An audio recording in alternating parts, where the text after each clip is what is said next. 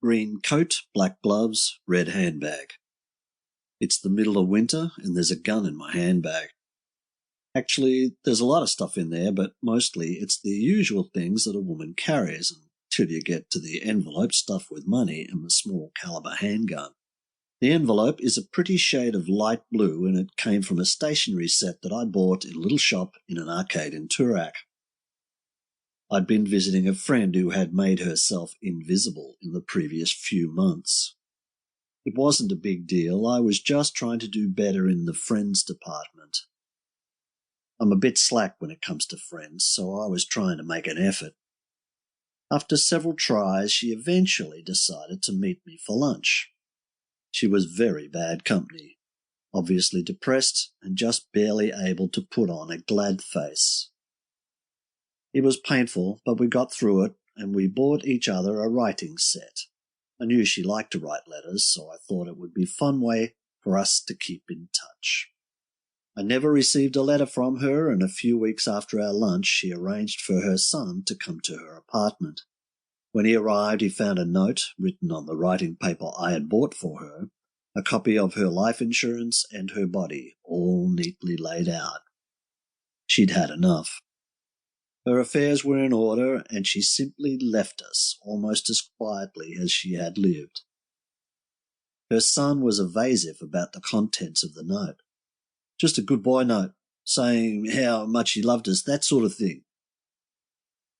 But there was more to it than that, and while I was still grieving the loss of my friend, I received a visit from a certain acquaintance who had come into possession of some information. And if I wanted to make sure that the information remained a secret, I was to bring along a certain sum of money to a certain park at a certain time on a certain afternoon. I'm on my way there now.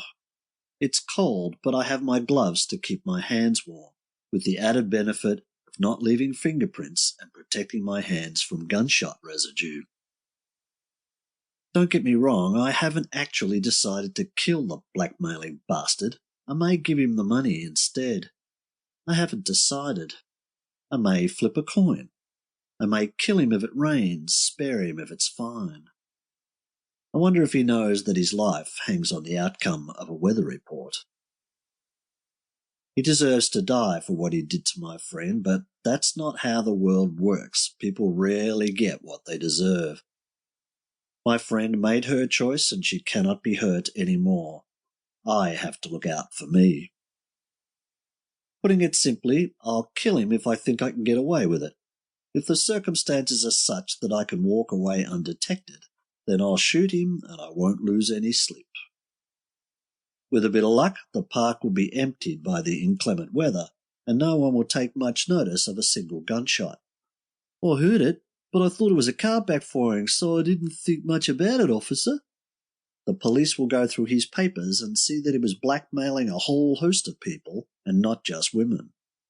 They'll spend months checking all the names and checking to see where everyone was on the day.